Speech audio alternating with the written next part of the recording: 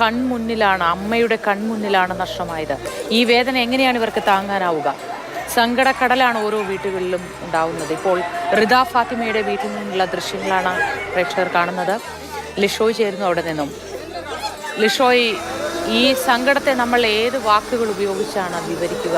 എങ്ങനെയാണ് ഈ അന്തരീക്ഷത്തെ പറഞ്ഞ് പ്രേക്ഷകരിലേക്ക് എത്തിക്കുക ലിഷോയ്?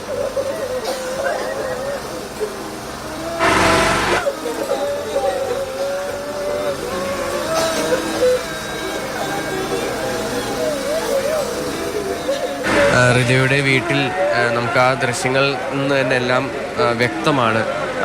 കുറച്ച് നേരത്തെ വന്നത് വാപ്പയാണ്, അതിനുശേഷം ഉമ്മ വന്നു, എല്ലാ ബന്ധുക്കളും വന്നു.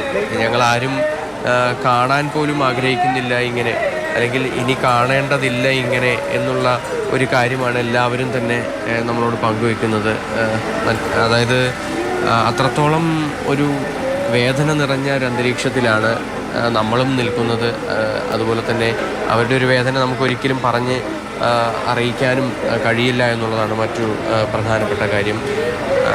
ഈ വീട്ടിൽ അല്പസമയം മുമ്പാണ് റിദ ഫാത്തിമയുടെ മൃതദേഹം എത്തിച്ചിരിക്കുന്നത്.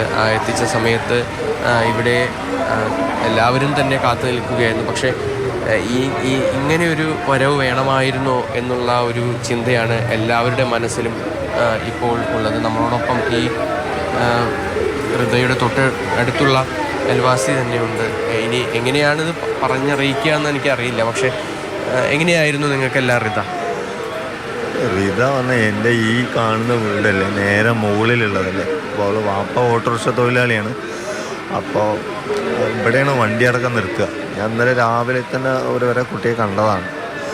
അതില്ലേ പിന്നെ ഈ ചെറിയ കുട്ടികളെന്ന് പറഞ്ഞാൽ എല്ലാവരും ഒരു ചെറുപ്പം മുതൽ തന്നെ ഒരുമിച്ചാണ്. അത് പ്രസവിച്ച മുതൽത്തോടെ തന്നെ അവർ ഒരുമിച്ചാണുള്ളത്.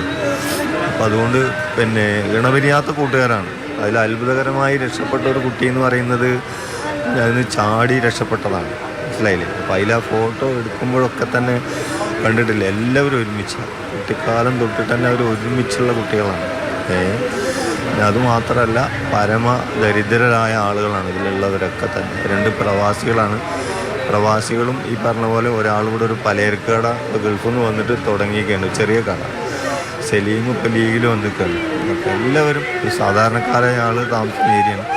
നമ്മുടെ നാട്ടിൽ ആദ്യമായിട്ട് അങ്ങനെ ദാരുണമായ ഒരു മരണം ഈ പ്രദേശത്ത് ആദ്യമായിട്ടാണ്. ഏറ്റവും അത്ഭുതകരമായിട്ടുള്ളൊരു സംഭവം എന്താണെന്ന് വെച്ചാൽ ഈ മരണപ്പെട്ട അബ്ദുസലാമിൻ്റെ മകളുണ്ട്, അവൾ പല്ലിൽ ക്ലിപ്പിട്ടിട്ടുണ്ട്. അപ്പോൾ അവളോട് പറഞ്ഞത് അവിടെ എന്ത് ചെയ്താൽ മതി, അവിടെ ബസ് സ്റ്റോപ്പിൽ നിന്നാൽ മതി എന്നാണ് പറഞ്ഞത്, ബസ് സ്റ്റോപ്പിൽ. പക്ഷേ ബസ് സ്റ്റോപ്പിൽ നിൽക്കാതെ ആ കുട്ടി ഒരു 5 മീറ്റർ മുന്നിലേക്ക് വന്നപ്പോൾ അമ്മ അപ്പോഴേക്കും അവിടെ എത്തി. അമ്മ ലൈവായിട്ട് ഈ കുട്ടി മരിക്കുന്നത് കാണുകയാണ്. അബ്ദുസലാമിൻ്റെ ഭാര്യ ഫാരിസ മകളോട് അവിടെ നിൽക്കാൻ പറഞ്ഞ കൂട്ടുകാരുടെ കൂടെ അത്ര നേരം കൂടി കഴിയാലോ എന്നുള്ള ആ ഒരു അതിയായ താല്പര്യത്തിലാണ് ആ കുട്ടി മുന്നിലേക്ക് വരുന്നത്. അപ്പോൾ മകളിങ്ങനെ വണ്ടിൻ്റെ ഉള്ളിലേക്ക് പോകുന്ന അമ്മ ലൈവായിട്ട് കാണുകയാണ്. അവളെ ബോധം കെട്ടുപോയി അവിടെ നിന്ന്. അവളെന്നെ അവളുടെ വീട്ടിലേക്ക് വിളിച്ചു പറഞ്ഞാൽ എൻ്റെ മകൾ വണ്ടിൻ്റെ ഉള്ളിൽ പോയിട്ടുണ്ട്, ഇതിൽ കെട്ട് കിടക്കുകയാണ് എന്നുള്ളത്. അതുപോലെ അബ്ദുസലാമിൻ്റെ വീട്ടിൽ ഈ പറഞ്ഞ കുട്ടിയുടെ വീട്ടിൽ കേന്ദ്രീകരിച്ചിട്ടാണ് എല്ലാ കുട്ടികളും എല്ലാ ദിവസവും അവിടെ നിന്നാണ് പോവുക. ഇവരൊരു 7 പേരുണ്ട്. ഇന്നലെ സത്യത്തിൽ ഇതിൽ 7 പേര് ഉണ്ടാവേണ്ടതാണ്. പക്ഷെ അവർ തിരിച്ചു വരുമ്പോൾ 5 ആൾ കടയിൽ കയറിയപ്പോൾ 2 ആൾ ദേഷ്യപ്പെട്ട് തെറ്റിപ്പോയി. അങ്ങനെ 2 ആൾ എസ്കേപ്പ് വിട്ടുപോകണത്, അല്ലെങ്കിൽ 2 ആളും കൂടി ഇതിൽ പെടേണ്ടതാണ്. അതുപോലെ അബ്ദുസലാമും ഭാര്യ ഇന്നലെ നടക്കാൻ പോയപ്പോൾ അതന്നെ 6 മണിക്ക് വരുമ്പോൾ അവർ കാണാതായപ്പോൾ ഈ കുട്ടി ഒരു 6:15 തെരഞ്ഞു പോവുകയാണ്. തെരഞ്ഞു പോയിട്ട് ഇവരെ കാണാൻ വേണ്ടിയിട്ട് എന്തോ ചോദിച്ചപ്പോൾ 6 മണിക്ക് കാണാതായപ്പോൾ വന്നതാന്ന് പറയാം. വാപ്പാനിമാരി തെരഞ്ഞു പോയി കുട്ടി, ഈ മരിച്ച കുട്ടി. അപ്പോൾ ഭയങ്കരമായ അറ്റാച്ച്മെൻ്റ് ഉള്ള ആ കുടുംബത്തിലൊക്കെ മിക്കവാറും കുടുംബങ്ങളിലും മൂത്ത കുട്ടികളാണ് ഇത്. ഫുൾ ടൈം ഒരുമിച്ചാണ്, ഫുൾ ടൈം എല്ലാ സമയത്തും ഒരുമിച്ചാണ്.